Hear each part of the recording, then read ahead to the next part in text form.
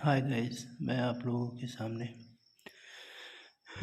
JNCU जननायक चंद्रशेखर विश्वविद्यालय के BA miss bachelor of arts graduation के विद्यार्थियों के लिए मैं एक परीक्षा की दृष्टि से उपयोगी राजनीति विज्ञान के कुछ प्रश्नों को, जिसमें हमने कुछ महत्वपूर्ण प्रश्न पिछले वीडियोस में साझा किया था, उन सभी प्रश्नों का उत्तर मैं लेके आया हूँ।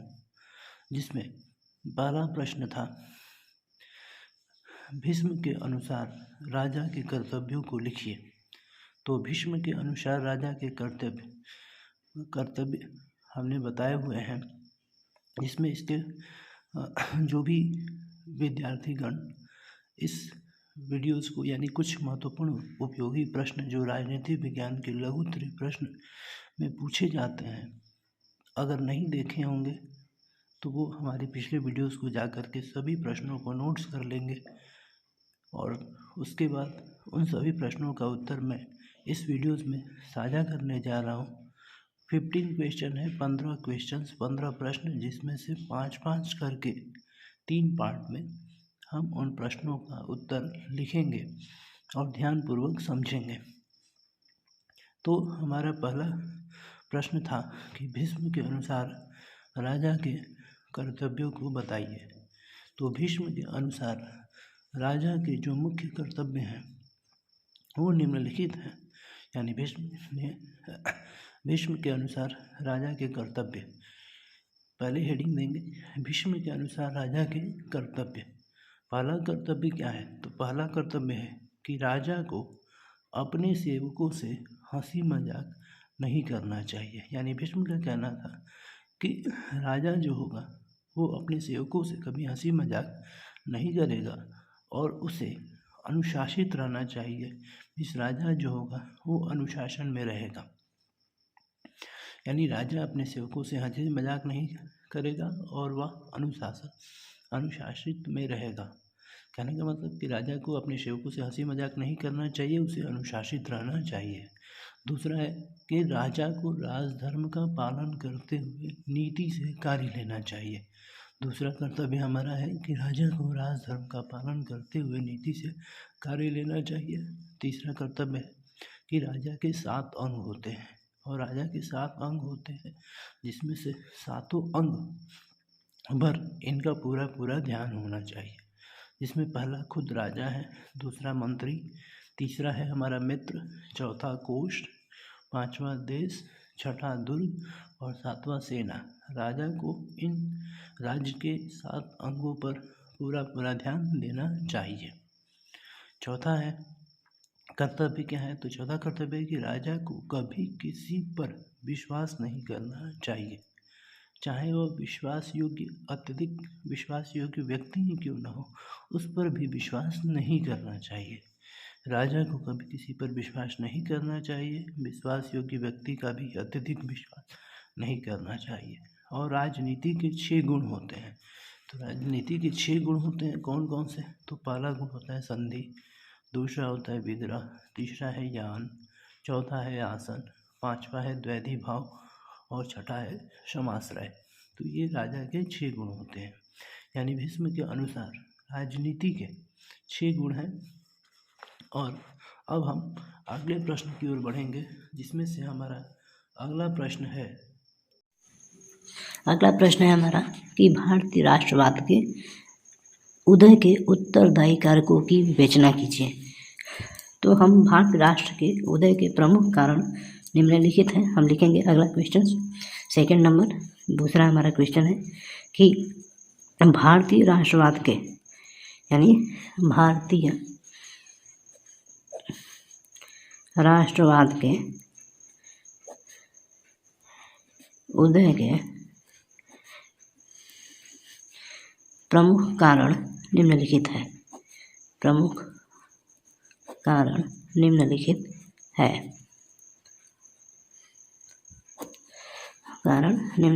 है। जिसमें से पहला कारण लिखेंगे हम फर्स्ट, 1857 का विप्लव। 1857 का विप्लव 1857 का विप्लव। तो 1857 का विप्लव, इसमें हम लिखेंगे 1857 का विप्लव कब हुआ था, यानी 1857 का जो विप्लव है, तो इसमें हम बताएंगे कि 1857 ईस्वी का विद्रोह, 1857 ईस्वी का विद्रोह राष्ट्रीय जागरण विद्रोह, राष्ट्रीय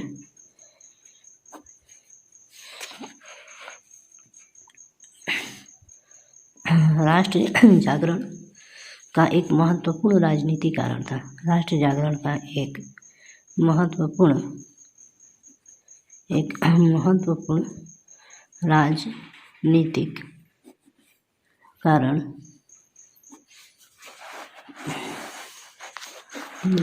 कारण था। पनपते हुए ब्रिटिश साम्राज्य के विरुद्ध, अब हम आगे लिखेंगे कि पनपते हुए ब्रिटिश साम्राज्य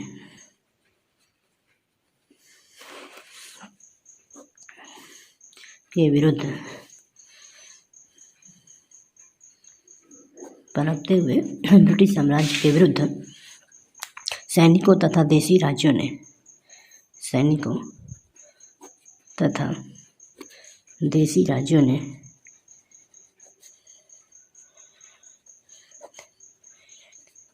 विरोध किया।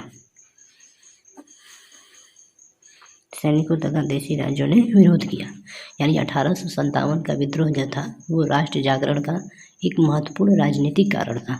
पनपते हुए ब्रिटिश साम्राज्य के विरुद्ध सैनिकों तथा देशी राज्यों ने विरोध किया। विद्रोह असफल रहा। उसके बाद बताएंगे कि वह विद्रोह जो था वो विद्रोह असफल रहा, परंतु राष्ट्रीय आंदोलन पर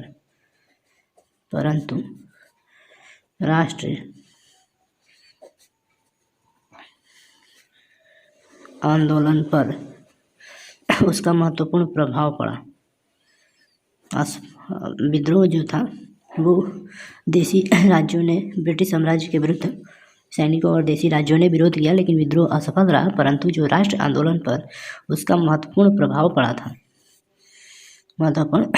पड़ा और विप्लव के बाद से ही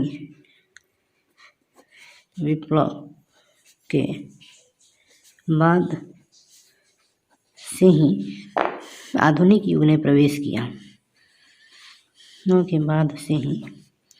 आधुनिक युग ने प्रवेश किया। उसने प्राचीन और सामंतवादी प्रथाओं को तोड़ दिया।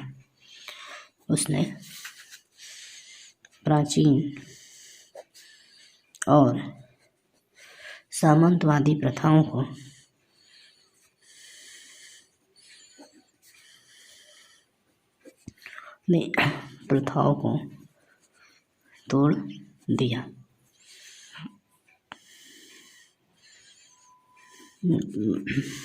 भारतीय और अंग्रेजों के बीच घृणा की भावना बढ़ने लगी। भारतीय और अंग्रेजों के बीच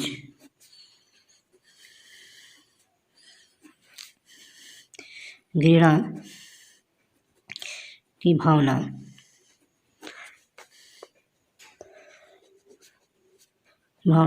बढ़ने लगी और भारतीयों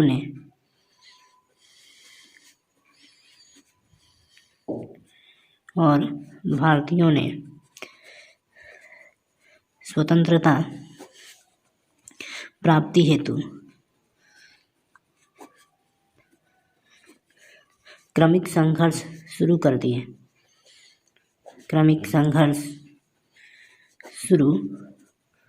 दिए। तो ये हमारा पहला कारण हुआ जिसमें हमने लिखा 1857 का विप्लव। दूसरा कारण है लॉर्ड लीटन की अन्यायपूर्ण नीति।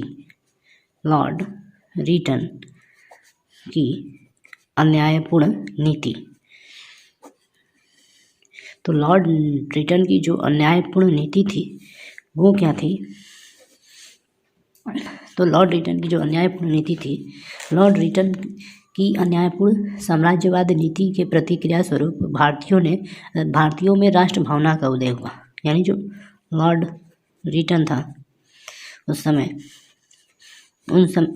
तो उनकी लॉर्ड रिटन की साम्राज्यवादी अन्यायपूर्ण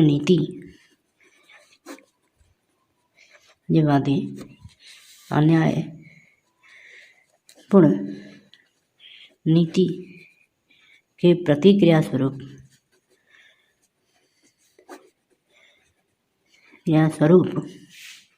भारतीयों में राष्ट्र भावना का उदय हुआ।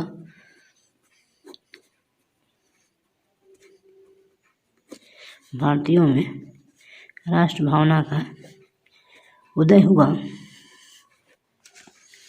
और सुरेंद्रनाथ बनर्जी ने, जो भारतीयों में प्रमुख थे सुरेंद्रनाथ बनर्जी, तो सुरेंद्रनाथ बनर्जी ने इस संबंध में कहा कि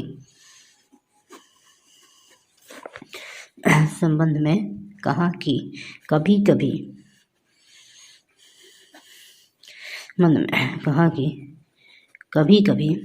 बुरे शासक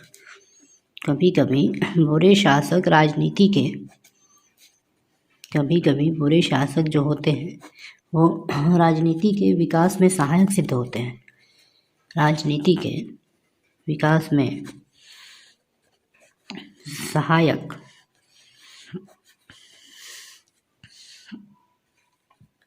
सिद्ध होते हैं। लॉर्ड रिटन के शब्दों में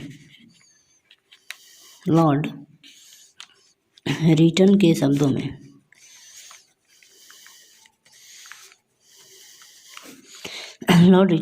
में शिक्षित समुदाय में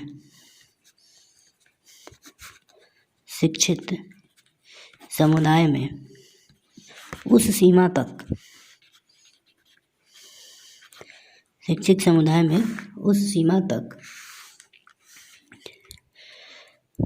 नए जीवन की लहर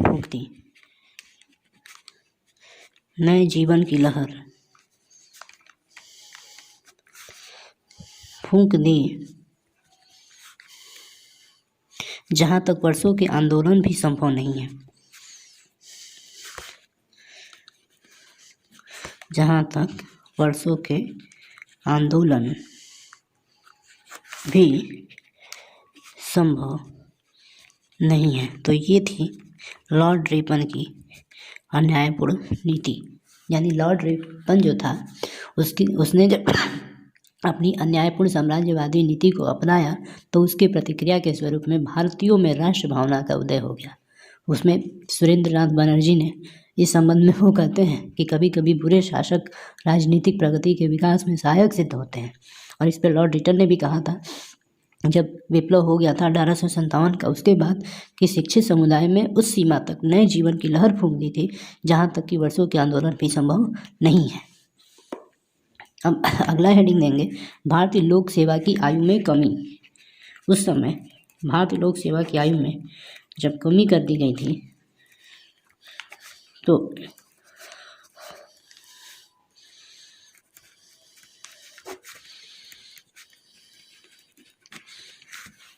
तो भी राष्ट्र भावना का उदय जो था वो भारतीयों में हुआ था।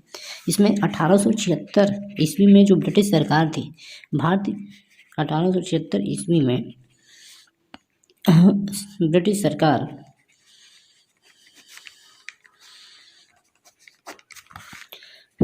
ने भारतीय लोक सेवा में सम्मिलित होने की आयु को 21 वर्ष से घटाकर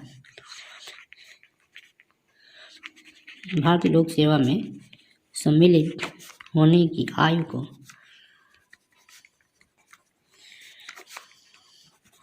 21 वर्ष से घटाकर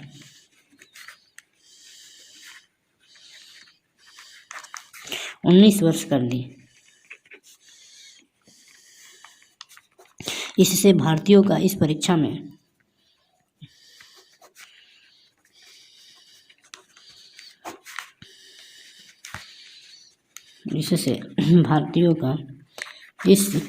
परीक्षा में सम्मिलित होना लगभग असंभव हो गया। सम्मिलित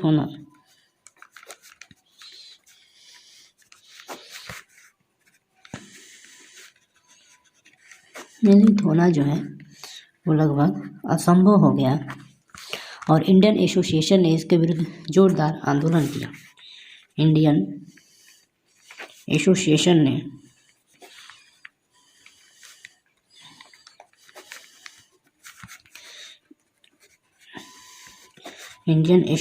ने इसके विरुद्ध जोरदार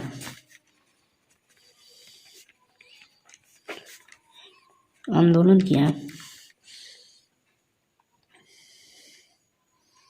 देश के बड़े बड़े शहरों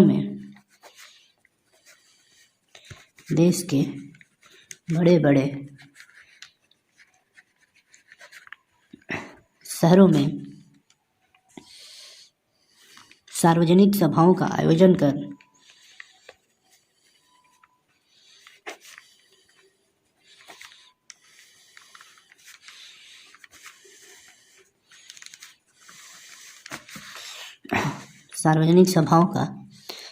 कर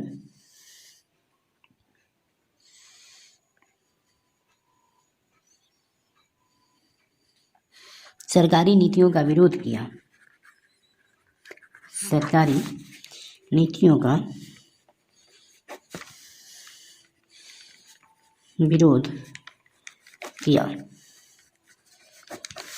अब हम अगली हेडिंग लेंगे, प्रेस अधिनियम।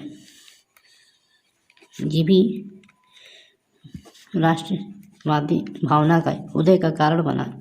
प्रेस अधिनियम लॉर्ड रिटन की जो अन्यायपूर्ण नीति का समाचार पत्रों ने कड़ा विरोध किया था। लॉर्ड रिटन की अन्यायपूर्ण नीतियों का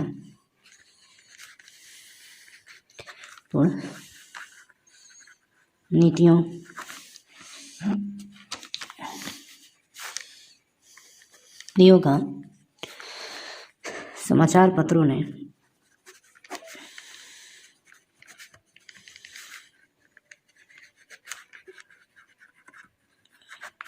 कड़ा विरोध किया।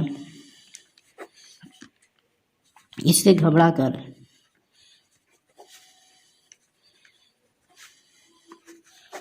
उसने प्रेस की शक्ति पर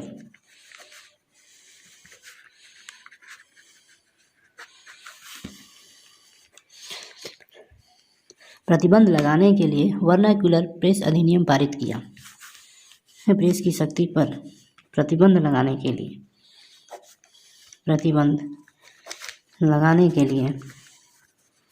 वर्नाक्युलर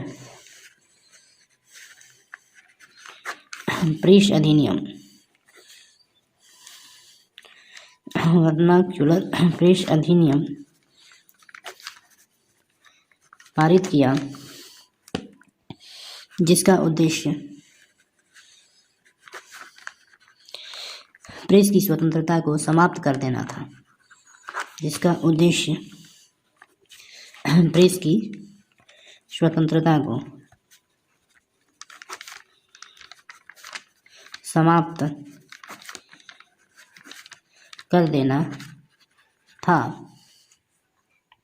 इस काले अधिनियम के विरुद्ध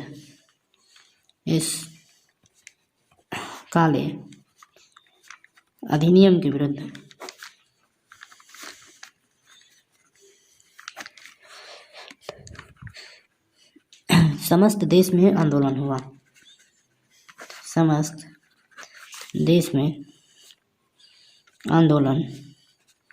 हुआ। तो ये था राष्ट्रवादी भावना के उदय के प्रमुख कारण, जो कि 1857 के समय में से शुरू हुआ और भारतीय राष्ट्रवाद के रूप में फिर से एक बार रिवीजन कर लेते हैं, जो कि हमारा भारतीय राष्ट्रवाद के उदय का प्रमुख कारण है, जिसमें पहला है हमारा 1857 का विप्लव। 1857 ईस्वी का विद्रोह राष्ट्र जागरण का एक महत्वपूर्ण राजनीतिक कारण था। पनपते हुए ब्रिटिश साम्राज्य के विरुद्ध सैनिकों तथा देशी राज्यों ने विरोध किया। विद्रोह असफल रहा, परंतु राष्ट्रीय आंदोलन पर उसका महत्वपूर्ण प्रभाव पड़ा। उसका महत्वपूर्ण यहाँ पे छूट गया, प्रभाव पड़ा। विप्लव के बाद से ही आधुनिक युग ने प्रवेश किया। उसने प्राचीन और सामंतवादी प्रथाओं को तोड़ दिया। भारतीय और अंग्रेजों के बीच घृणा की भावना बढ़ने लगी और भारतीयों ने स्वतंत्रता प्राप्ति हेतु क्रमिक संघर्ष शुरू कर दिए। ये पहला कारण था भारत राष्ट्रवाद के उदय के। दूसरा है लॉर्ड रिटन, जो कि उस समय गवर्नर थे। तो लॉर्ड रिटन की जो अन्यायपूर्ण नीति थी, तो लॉर्ड रिटन की साम्राज्यवादी अन्यायपूर्ण नीति के प्रतिक्रिया स्वरूप भारतीयों में राष्ट्रीय भावना का उदय हुआ। यानी लॉर्ड रिटन की जो साम्राज्यवादी अन्यायपूर्ण नीति थी, उसकी प्रतिक्रिया के स्वरूप में भारतीयों में भी राष्ट्रीय भावना का उदय हुआ। उसके बाद सुरेंद्रनाथ बनर्जी ने इस संबंध में कहा कि कभी कभी बुरे शासक जो होते हैं वो राजनीति के विकास में सुरेंद्रनाथ बनर्जी ने इसके पहले कहा था कि बुरे शासक भी जो होते हैं वो हमारे राजनीति के प्रगति में, विकास में सहायक सिद्ध होते हैं। उसके बाद लॉर्ड रिटन भी जब देखने लगा कि अब लोग जो हैं विद्रोह कर रहे हैं हमारी अन्यायपूर्ण नीतियों का, तो उसने भी लिखा, अपने शब्दों में कहा कि शिक्षित समुदाय में उस सीमा तक नए जीवन की लहर फूंक दी जहाँ तक वर्षों के आंदोलन भी संभव नहीं है। उसके बाद तीसरा जो था कारण है कि भारतीय लोक सेवाओं के आंदोलन में कमी, यानी भारतीय लोक सेवा की आयु में कमी।